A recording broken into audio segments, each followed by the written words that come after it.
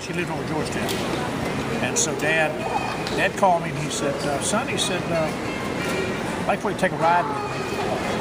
He said, the lady that I know wants me to do a little job for her over Georgetown, and I wanted you to ride with me. So, of course, I rode with him. But he was a proud man, you know. I remember him telling her, well, you know, my son's he's a supervisor at the airport and all this crap, you know. And of course, my dad was only a WG9 carpenter, you know. So the fact that, you know, I mean, my grade was much higher than what he was, you know. But he was proud. He was a proud man, you know. But he was funny. He raised his sons right. My dad was funny. We used to have so much fun. Like in the summertime, we'd go to work with him, you know. And this was back. Mom had already left. She'd gone and she'd married somebody else. But we would go to work with him on these jobs, and as they build these houses, he'd take us kids over in the summertime, and we'd clean up the houses, sweep up the floor, pick up the loose blocks of wood, and all that stuff, you know. And I can remember doing that. And that was really a lot of fun back then, and we were able to, you know, spend time with him, you know. Plus he exposed you to opportunities. Oh yeah. Well,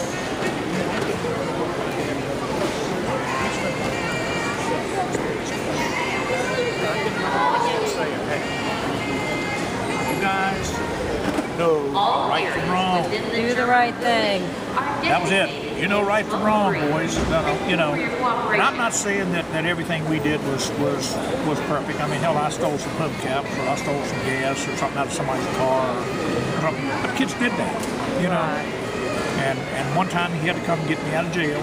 I really wasn't locked up. But I think there was 4 of us, and I was like 15. Scared straight. Well, what happened is, this boy, Charlie Scott, he worked at it was kind of an open air market, right down there at, not far from that golf course that you've seen, but it was out on Route 1. And he was sneaking beer, and he'd take it out and throw it in a trash can out back.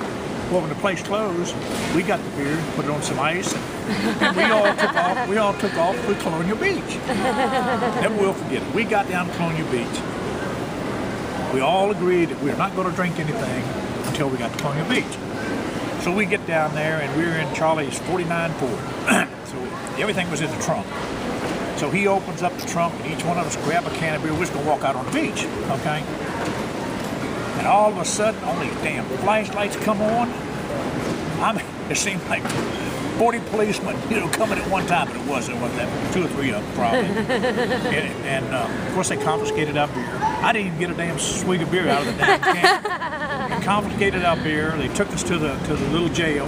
Never locked us up. We all stayed out in the lobby, kind of, you know. Called your dad. And they had this big old guy. I think he was a private or something. He was the night policeman. And so we stayed there. Of course, he was a jolly guy, you know. But my dad had to come get me. The other boys' dads had to come get me. So I can remember he marched us all. It was a little diner in Colonial Beach. And here he's marching those 4 boys into that diner for breakfast. Andy Griffith.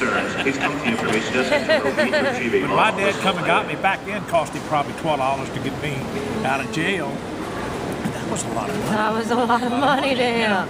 But you know, my dad never said anything about that. Really? You know, I think he understood. He figured that was your one. Well, you know, he was kind of a wild guy too when he was young. Yeah. You know, and I think he understood that.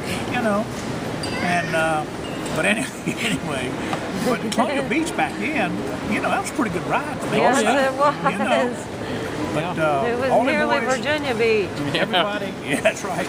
But everybody had to, all the dads had to come get us. I'll be darned. You know, oh, yeah. And it was funny, really. But they kept the beer. We never did get the beer back.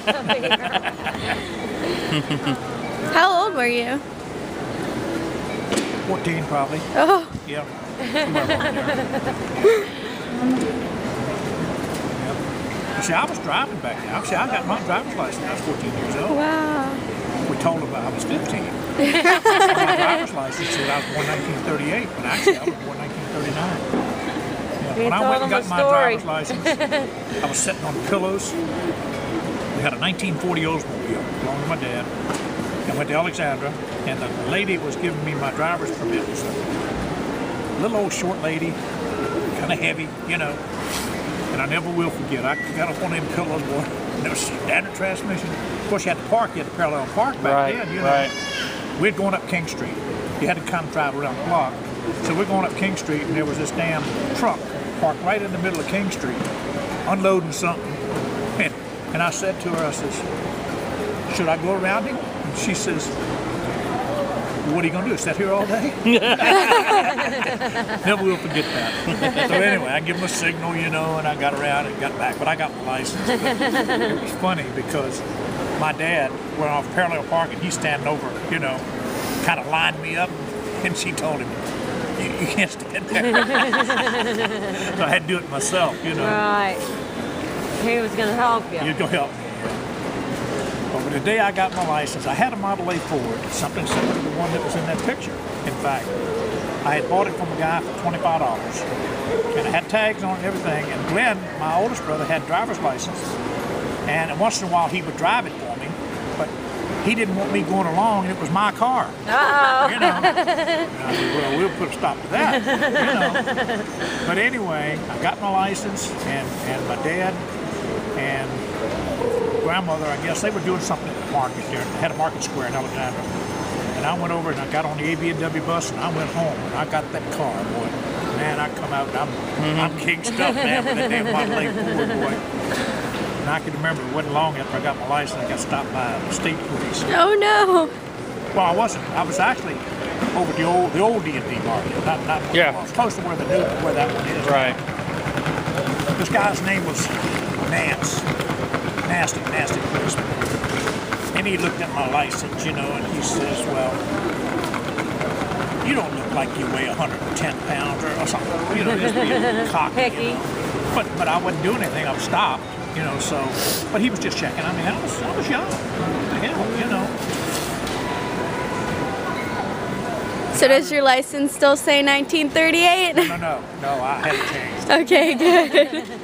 They knew when I had it done about 15 years ago, I guess, or 20 years ago, and I went to have it renewed, and I said, you know, they really got the wrong birth date on here. I don't know what happened. They knew damn well what I had when it happened, you know. I don't know how that happened. Funny, yeah.